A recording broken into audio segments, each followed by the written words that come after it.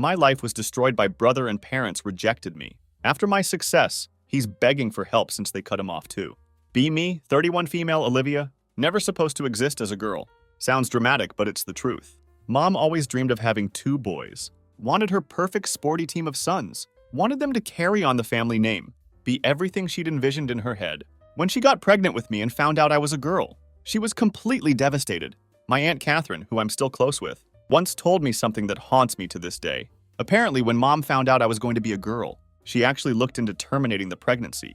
By the time she got serious about it, it was already too late and considered risky. So I was born. Not as a blessing, but as a regret. Mom never directly told me I was unwanted, but she didn't have to. It was in the way she looked at me, the way she treated me, and honestly, the way she talked about me when she thought I wasn't listening. I was a fussy baby, a needy toddler, and later a difficult child. Nothing I did was ever good enough. And then there was my older brother Nathan, 33M, who could do no wrong. Nathan was their golden boy, the apple of their eye. He was everything I wasn't. Confident, charming, and honestly a complete jerk, but my parents didn't see that. To them, Nathan was perfect. If you ask them back then, or even now, he practically walked on water. Nathan wasn't just the favorite. He was the villain in my story. Made it his life's mission to make me miserable growing up. Had this knack for getting me into trouble. If something went wrong in the house, it was always Olivia did it. He broke Mom's favorite crystal vase. Must have been me. He took money out of Dad's wallet. Obviously my fault. He'd come up with these wild, detailed lies, and no matter how absurd they sounded, my parents always believed him. Got to a point where I didn't even bother defending myself anymore. What was the point? They never listened. Nathan was always just being a kid or didn't mean any harm, while I was labeled as the troublemaker who needed to learn how to behave. But Nathan didn't stop at just lying. He made school absolute hell for me too. Spread rumors about me to my classmates, sometimes in ways that were so subtle. I didn't even realize it was him at first. I'd notice friends pulling away, acting distant, and then find out weeks later that Nathan had told them I said something nasty about them, or that I was too weird to hang out with. By the time I hit middle school, I didn't have many close friends left. Couldn't bring people over to the house, because Nathan would either humiliate me in front of them, or later use whatever he overheard against me. He'd twist my words, make it sound like I was bad-mouthing our parents, or being ungrateful. And of course, Mom and Dad believed him, every single time. The favoritism was glaringly obvious. For example, every year Nathan got a big birthday party, with all his friends, fancy decorations, and even a rented inflatable castle one time. When it came to my birthday, it was a store-bought cake at the dining table, and maybe a card if they remembered. One year they forgot entirely. Guess you're just not that important, he sneered. It's not like I was a perfect child or anything. I wasn't super outgoing, and yeah, I was a bit sensitive. But can you blame me? Growing up in a house where I was constantly put down, or ignored took a toll on me. I felt like I was screaming into a void, desperate for someone to notice me, to care. But the only people who seemed to matter in that house were Nathan and my parents. And Nathan, he reveled in it. He knew he was the favorite, and he used that power against me every chance he got. If I ever dared to call him out, or stand up for myself, he'd run to Mom and Dad, spinning some story about how I was being mean to him, or starting fights. It didn't matter that he was the instigator. He was the golden child, and I was the problem. Remember one time in high school, finally thought I'd caught a break. Had worked up the courage to try out for the school play. Wasn't the lead or anything, but got a decent supporting role. For once I was proud of myself. Told my parents about it, hoping maybe they'd come see me perform. Nathan immediately jumped in. Why would anyone want to watch her embarrass herself on stage? Mom didn't even defend me. She just shrugged and said, "Maybe next time, Olivia." That was the moment I realized. They weren't just indifferent. They were actively uninterested in me. Nathan wasn't just cruel. He was calculated. Knew exactly how to get under my skin, make me feel small. And the worst part? He never faced any consequences for it. Mom and Dad never called him out, never punished him. If anything, they encouraged it. By always taking his side, every day felt like a battle I was destined to lose. I'd try to focus on school, or my hobbies, but Nathan was always there, lurking in the background, ready to tear me down. And my parents, they didn't care. To them, Nathan could do no wrong, and I was just there, a mistake they couldn't undo. And yet somehow I survived. Maybe it was stubbornness. Maybe it was the faint hope that one day things would get better. But if there's one thing I've learned, it's that you can't force people to love you. You just have to find the strength to walk away. And that's exactly what I did later. By the time I turned 18, I was done. Like completely done with my family. Knew the only way I'd ever have a chance at real happiness was to get out of there. So I put everything I had into school. I wasn't just trying to get good grades. I was fighting for freedom, worked my butt off to get a scholarship to a college out of state, applied to every program, wrote essay after essay, spent hours filling out financial aid forms. The moment I got my acceptance letter from a university in Phoenix with a partial scholarship, I cried. Not because I was sad, but because I finally saw a way out. The day I left for college, didn't even get so much as a "we'll miss you" from my parents. They helped Nathan pack up and move into his fully furnished apartment when he decided to live on his own. Me, I got a pat on the back and a good luck. Mom even had the nerve to say, "Don't forget to call us if you need help." Knowing full well they wouldn't lift a finger, Nathan stayed in our tiny Wisconsin hometown, of course. My parents paid for everything. His rent, his car, even his groceries. Meanwhile, I was on my own. Remember walking into my dorm room, looking around at the bare walls, and realizing this was the first time I was truly free. It was terrifying and exhilarating all at once. Once I left, my parents wasted no time cutting me out of their lives. At first, I tried keeping in touch, called them a couple of times, but the conversations were short and awkward. They never asked how I was doing or how school was going. They just updated me on Nathan's life, how he got a new car, how he was hosting some big party, how he and his girlfriend Melissa at the time were getting serious. It didn't take long for me to realize they didn't care about my life at all, so I stopped calling. And honestly, they didn't seem to notice. Our family group chat became the Nathan Show. It was all about his accomplishments, like how he grilled the best steak at a BBQ, or how he was thinking of starting his own business, which never happened. Meanwhile, I was balancing 15 credit hours, 2 part-time jobs, and endless study sessions just to keep my scholarship. There were days when I didn't know how I was going to make it. I'd work late shifts at a campus coffee shop, then stay up until 3 a.m. cramming for exams. Lived on instant noodles and dollar store mac and cheese, because that's all I could afford. Some days I felt like I was barely holding it together, but I refused to call home for help. Not that they would have offered any, but wasn't about to give them the satisfaction of seeing me struggle. Even when things got tough, I couldn't bring myself to regret leaving. My senior year of college was a turning point. That's when I met Daniel, the man who would eventually become my husband. I wasn't looking for a relationship at the time, was too busy trying to survive. But Daniel kind of fell into my life. In the best way possible? We met during a group project in one of my classes. He was one of those people who seemed genuinely interested in getting to know me, not just for the project, but for who I was as a person. At first, I was hesitant. Wasn't used to people being kind without some ulterior motive. Thanks to my family, but Daniel wasn't like that. He was patient and kind, and he made me feel like I was worth something. One of the things that stood out to me the most about Daniel was his family. I'll never forget the first time he invited me to dinner at his parents' house. I was so nervous, but they made me feel welcome from the moment I walked through the door. His mom hugged me like she'd known me forever, and his dad joked about how Daniel never brought anyone home, unless they were the real deal. They asked about my life, my classes, and my plans for the future. They listened. Like actually listened? It was such a stark contrast to my own family that I didn't know how to react at first. But over time, I started to let my guard down. Daniel's family became the support system I never had. His mom would send me care packages during finals week, filled with snacks and little notes of encouragement. His dad offered to help me fix my car when it broke down, even though he barely knew me at the time. They treated me better in a month than my own parents had my entire life. Graduating college felt like the ultimate victory. My parents didn't come to my graduation, of course, but Daniel and his family were there, cheering me on. After graduation, Daniel and I moved in together. We didn't have much, but we made it work. I got a job as a data researcher, and he started working as a civil engineer. We built a life together piece by piece, and for the first time, I felt like I was where I was supposed to be. My wedding was the final nail in the coffin for me and my family. A lot of people have this idea that weddings bring families together, that they're this magical event where even the most strained relationships can heal. Yeah, that wasn't my experience. My wedding didn't bring my family closer. It exposed, actually confirmed, just how little they cared about me. When Daniel proposed, I was over the moon. He popped the question on a quiet hike.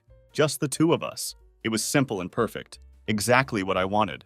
After I got home, I took a picture of the ring and sent it to my family group chat with a little "I said yes" message. I wasn't expecting a parade or anything, but I thought I'd at least get a congrats or some kind of acknowledgement. Instead, nothing. I got left on read. I checked the chat later that night, and I could see they'd all read the message. Mom didn't reply, Dad didn't reply, and Nathan, of course not. I even double-checked to make sure the message was actually sent. They just chose to ignore it.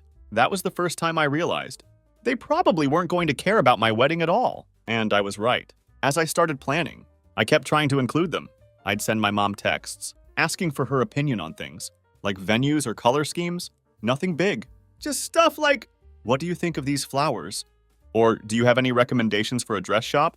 Half the time she wouldn't reply. The other half she'd give me these one-word answers, like nice or pretty, which basically screamed, I don't care. At one point I even asked if she wanted to come with me to look at dresses. She said she was too busy. Too busy doing what? I have no idea. Watching TV maybe. So I just stopped sending anything. Meanwhile, Daniel's mom was over the moon. She helped me pick out my dress, organize the guest list, and even spent an entire weekend DIing centerpieces with me. She made me feel like I actually mattered. Nathan, on the other hand, took it a step further. Not only did he not care about my wedding, but he actively tried to sabotage it. My cousin Maya, the only family member I still talk to, who's now renting a room in my parents' house because her parents are in a different country and were worried about her living on her own, later told me how Nathan convinced my parents that I was disrespectful and ungrateful for not involving them enough in the wedding prep. He told them I didn't care about their opinions and that I was intentionally leaving them out of everything. What really pissed me off was that it wasn't true. I tried, I reached out, I asked for their help. They were the ones who didn't care. They were the ones who ignored me. But of course, Nathan spun it like I was the bad guy.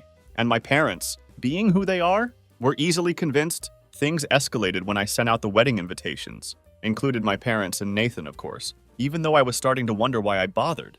A few weeks later, called my mom to ask if they'd RSVP'd yet, because I hadn't heard anything. Her response, oh, we haven't decided if we're coming yet. Nathan said we should think about it. Think about it. What was there to think about? It was my wedding. I was their daughter. But apparently Nathan had been telling them how I didn't deserve their support. He told them I only reached out to them when I wanted something, and that I didn't truly value them as a family. That was rich coming from Nathan, who spent his entire life taking from them. Without giving anything back, he got everything handed to him on a silver platter.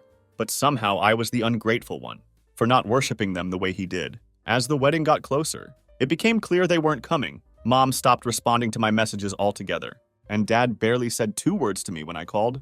Maya tried to convince them to change their minds, but Nathan doubled down, telling them they were supposed to be the center of everything. The irony of that statement still makes me laugh. I literally asked them to be part of the process. I wanted them to be involved, but they made it clear over and over again that they didn't want to step in, and now they were twisting it. The wedding day came, and they weren't there. No text, no call, nothing. Just empty seats where my parents and brother should have been. I won't lie. It hurt. Even though I knew not to expect much from them, it still stung to look out into the crowd and not see them there, but Daniel's family. They showed up in full force. His parents, his siblings, his cousins. They were all there, cheering us on and celebrating with us. His mom even gave a little toast during the reception, saying how proud they were to officially welcome me into the family. After the wedding, I decided I was done. I didn't call my parents to ask why they didn't come. I didn't send them pictures or updates. I didn't even bother replying. When Nathan sent me a snarky text saying, "Hope your big day was worth ignoring your family," I blocked Nathan's number after that.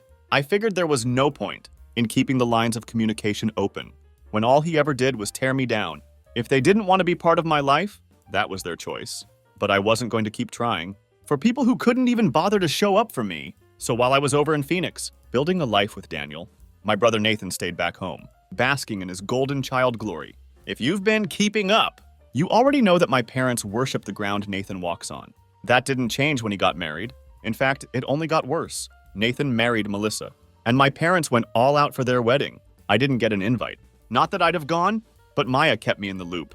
She told me they practically covered everything. The venue, the catering, the flowers, even Melissa's dream dress. Maya said the whole thing probably cost more than what most people spend on a down payment for a house. Speaking of houses, guess who got one of those too? Yep. Nathan and Melissa didn't even have to worry about buying their first home because my parents bought it for them. A 3-bedroom, 2-bath house in a nice suburban neighborhood, all fully furnished. Meanwhile, I was over here in Phoenix, working 2 jobs just to save up for a decent apartment with Daniel. Maya would call me every once in a while with updates about Nathan's charmed life. According to her, my parents were over at his house constantly, doting on him and Melissa like they were royalty. They'd babysit their dog, help with landscaping, and even stock their fridge. When Melissa didn't feel like grocery shopping, I'll admit hearing all that stung a little. Not because I wanted their help. I'd been fine on my own for years. But because it was just another reminder of how differently they treated us. When I got married, they couldn't even bother to send me a text. But for Nathan, the sky was the limit. For a while, everything seemed picture perfect. For Nathan and Melissa, my parents bragged about them to anyone who would listen, acting like they were the epitome of success. Maya told me how they'd gush, about how Nathan found such a wonderful wife, and how they're building such a beautiful life together. But then things started to shift.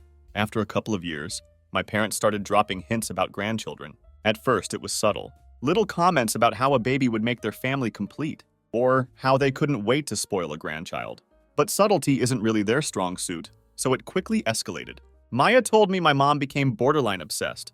With the idea of grandkids, she'd bring it up every chance she got, pestering Nathan and Melissa about when they were going to start a family. My dad wasn't much better. He'd make comments about continuing the family name, and how it was Nathan's responsibility, as the eldest son, to carry on the legacy. I wasn't surprised, honestly. My parents have always been weirdly traditional, especially when it comes to family stuff. They don't just want grandkids, they want biological grandkids. Adoption not an option in their eyes. It had to be blood-related grandchildren, preferably a boy to carry on the name. Nathan and Melissa, for their part, tried to dodge the topic for as long as they could. Maya said Melissa would laugh it off, or change the subject, while Nathan would make vague excuses about not being ready yet. But my parents weren't buying it. They started pushing harder, to the point where it became this constant source of tension. Maya told me about one family dinner, where my mom straight up asked Melissa if she was on birth control and when she planned to stop taking it. Melissa looked mortified, but my mom didn't care. One day during one of my regular catch-up calls with Maya, she told me that Nathan and Melissa had been trying to have kids. They just weren't telling anyone. Yeah, apparently they had been trying for over a year, doing the whole fertility specialist thing, and the news wasn't good. Nathan had some kind of condition. Maya didn't know all the details. That made it almost impossible for him to have biological children. Melissa was fine medically. It was all on Nathan's side. And here's where it gets messy. Nathan and Melissa didn't tell my parents right away. Honestly, I get it. Knowing my mom and dad, they wouldn't have been supportive or understanding. They would have been disappointed, and not the aw shucks kind of disappointed. The kind where they make you feel like you've personally let them down and disgraced the entire family. Nathan and Melissa kept it under wraps for a while, but secrets like that don't stay hidden forever, especially in our family. My parents were relentless about the whole grandchild thing. Every time they saw Nathan and Melissa, they'd drop comments about when they were going to have kids. Not if, always when. Maya told me it all came to a head during a family dinner. Mom was doing her usual thing, grilling Melissa about babies, saying stuff like, "Oh, you're not getting any younger," and "You should really think about starting now before it's too late." Melissa finally snapped and said something like, "It's not that simple, okay?" That's when the truth came out. She spilled everything. The fertility issues, the specialist visits, all of it. My parents' reaction, about as bad as you'd expect. Maya said they didn't even try to comfort Nathan or Melissa. Mom just sat there, looking like someone had told her Christmas was canceled. And my dad muttered something about how they should have told them sooner. Real supportive, right? After that, things got weird. My parents didn't come right out and say they were mad at Nathan, but you could tell they were, the way Maya described it. It was like a switch flipped. Mom stopped calling Nathan every day, and my dad didn't swing by their house as often. They still doted on Melissa, probably because they saw her as their last hope for grandkids. But Nathan, not so much. Maya said Mom started making passive-aggressive comments about adoption. Like, "Well, I guess it's better than nothing. And it's not the same though, is it?" She'd go on and on about how their friends were all real grandparents with real grandkids. My dad, on the other hand, kept talking about how Nathan needed to figure it out. Like, what was he supposed to do? Snap his fingers and magically fix his infertility. Nathan, for once in his life, didn't know how to handle the pressure. He'd spent his whole life being the golden child, the one who could do no wrong. Now suddenly he wasn't living up to their expectations, and it was eating him alive. Maya told me Nathan started acting out in ways that weren't like him. He was snapping at Melissa, picking fights over stupid things, and even lashing out at my parents during family gatherings. He'd always been good at staying on their good side, but now he was struggling to keep it together. Melissa wasn't handling it much better. Maya said she was tired of being treated like a baby-making machine. She started avoiding family events altogether, and when she did show up, she barely spoke to anyone. It was obvious she was over it. One night, Maya called me with an update that really drove home how bad things had gotten. Apparently, Nathan had a meltdown at another family dinner. Are we noticing a pattern here? Mom had made some comment about how disappointing it was, that she might never have biological grandkids. And Nathan just lost it. He told them they were being selfish, and that this wasn't something he could control. Maya said my parents were stunned. Mom tried to guilt trip him, saying stuff like, "We're only thinking about the family. And do you know how much this means to us?" But Nathan wasn't having it. He stormed out and Melissa followed him. Here's the thing. Part of me felt bad for Nathan. Infertility isn't something anyone chooses. And the way my parents reacted was awful. But another part of me, I couldn't help but think he was finally getting a taste of what it was like to be on the other side of their impossible expectations. He'd never had to deal with their disapproval or their guilt trips because he could do no wrong in their eyes. Now he was learning what it felt like to not measure up, and it was clearly breaking him. Maya told me my parents started putting more pressure on Melissa. After that, they were still hung up on the idea of biological grandkids, and they didn't care how it happened. They kept pushing for solutions that were completely unrealistic, like expensive treatments that Nathan and Melissa couldn't afford without help. The whole thing became this toxic cycle. My parents would pressure Nathan and Melissa. They'd push back, and then my parents would double down. It was like no one could admit that maybe, just maybe, things weren't going to turn out the way they wanted. I felt bad for Melissa. She didn't sign up for this level of crazy when she married Nathan. On the other hand, I couldn't feel too sorry for him. After a while, my parents were furious and threatened to cut Nathan off financially unless he could fix the situation. And of course, Nathan can't afford living without their help. He's been almost completely dependent on them. And because my parents are all about bloodlines and family legacy, their brilliant solution was for Nathan to come crawling to me. They wanted him to convince me to give my unborn baby their last name. Not just my baby, their legacy, the audacity, right? Maya called me one night, and I could hear the tension in her voice. "Olivia," she said, "Nathan's desperate. They're putting so much pressure on him, and now he's coming for you. Be careful." Sure enough, a couple of days later, Nathan showed up unannounced at my house in Phoenix. Let me tell you, seeing him on my doorstep was surreal. He looked nothing like the smug, arrogant brother I remembered. Instead, he looked tired and defeated, like life had finally smacked him in the face. I let him in, mostly because I wanted to hear what he had to say. He started rambling right away, launching into this sob story about how hard things had been. Since our parents found out about his infertility, he said they'd been relentless, blaming him for ruining their dreams of grandkids and threatening to cut him off if he didn't make it right. Nathan tried to blame everything: his behavior growing up, his role in turning my parents against me, on stress. He said he'd been under so much pressure to be the perfect son that he didn't know how to handle it. "I didn't mean to hurt you," he said, wiping his eyes dramatically. "I just didn't know how else to deal with everything. Honestly, I wasn't buying it." Nathan's actions weren't about stress. They were about control. He'd spent years making my life hell. Because he could. Because he knew our parents would always take his side. And now he wanted me to swoop in and save him. "Yeah, no?" I let him talk, until he finally got to the real reason he was there. "Olivia," he said, "I need your help. Mom and Dad are serious about cutting me off. Unless I can fix this. They need the family name to continue. And they think your baby is the answer. Please just give the baby our last name. It's the only way to save our family." I couldn't help it. I laughed, like actually laughed out loud. "Nathan," I said, "you've got to be kidding me. After everything you did to me, you want me to hand over my child to fix your mess? Not a chance." Nathan looked stunned, like he genuinely thought I'd say yes. He tried to guilt trip me, accusing me of being petty and holding grudges. "This isn't about the past," I told him. "This is about protecting my family. My kids will have nothing to do with the people who treated me like I didn't matter." He kept pushing, saying how I was ruining his life by refusing to help him. He even tried to play the victim, saying he didn't deserve to be punished for something he couldn't control. "Olivia," he said, "if they cut me off, I'll lose everything." That's when I lost my patience. "Nathan," I said, "you've spent your whole life taking from me my peace, my friends, even my parents' attention, and now you want to take from my kids? Absolutely not. If they cut you off, that's on them, not me. Maybe it's time you learned what it's like to stand on your own 2 feet."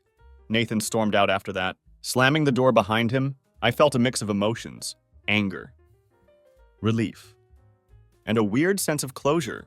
For the first time, I stood up to him and didn't let him manipulate me. It felt good. A few days later, Maya called me with an update. Apparently, my parents followed through on their threat and cut Nathan off financially. They stopped paying for his house, his car, and everything else they'd been covering for him. Maya said Nathan and Melissa were struggling to adjust to life without my parents' endless support. Melissa, who'd been used to living a cushy life, wasn't happy. Maya said she overheard Melissa complaining about how unfair it was that Nathan couldn't just fix things with me. I almost felt bad for her. But then I remembered how she'd gone along with my parents' toxic behavior for years. So after Nathan failed to get me to cave, my parents decided to step in themselves. I wasn't exactly surprised. It started with a phone call from my mom. I hadn't heard from her in years, literally years, so seeing her name pop up on my screen was jarring. At first I thought about ignoring it, but I was curious to see what she had to say. I picked up, and she immediately launched into a rehearsed-sounding apology. "Olivia," she said, her voice dripping with this faux sweetness that I hadn't heard since I was a kid. "I just wanted to say how sorry I am for everything. We've been thinking about you so much, and we miss you. Miss me." "Since when?" She kept going, trying to make it sound like they'd had this big epiphany about how they treated me. "I know we made mistakes," she said, "but we're family, and I think it's time we start fresh." I cut her off. "Is this about Nathan?" There was a long pause on the other end. She clearly hadn't expected me to be so direct. "Well, yes," she admitted, her tone shifting. "But it's not just about him. It's about the family. We need to come together, Olivia. We've all been through so much." And then she started with the guilt trips. "You know how much this means to your father and me. All we want is to make things right. Your baby could bring this family back together. Don't you think it's time we put the past behind us?" I could feel my blood boiling. "Put the past behind us?" I said. "You mean the past where you treated me like I didn't exist? The past where you gave Nathan everything and left me with nothing? That past?" She tried to backpedal, but I wasn't having it. I told her I wasn't interested in letting them use my child to fix their mistakes. She started crying, saying how much it hurt her to hear me talk that way, but I stood my ground. A few days later, my dad called. If my mom's tactic was guilt, my dad's was anger. He started off by saying how disappointed he was in me for being so selfish. He told me I was tearing the family apart and that I needed to grow up and think about the bigger picture. I let him rant for a while before cutting in. "Dad, let me make one thing clear. My baby is not your second chance. If you're so worried about the family name, maybe you should have thought about that earlier." Way earlier. He didn't have much to say after that, but he tried one last jab. "You know, Olivia, we only want what's best for the family.